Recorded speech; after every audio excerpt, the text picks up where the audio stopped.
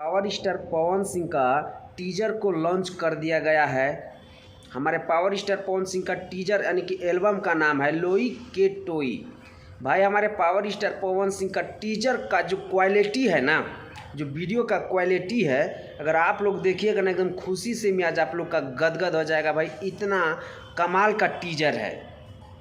ADC films पे release कर दिया गया टीजर को और कल हमारे पावर स्टार पवन सिंह का फुल वीडियो सॉन्ग यानी कि 11 बजे लॉन्च कर दिया जाएगा।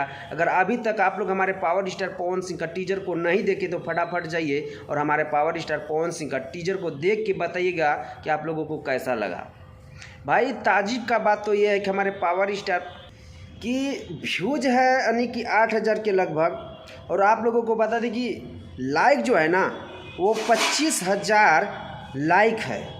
यानी कि आप लोग सोच सकते हैं कि टीजर का जो व्यूज है ना 1 लाख क्रॉस कर चुका होगा।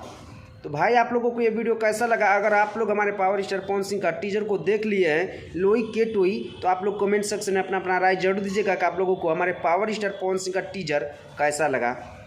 मिलता है आप लोगों से नेक्स्ट वीडियो में। वंदे मातरम, हर हर महादेव।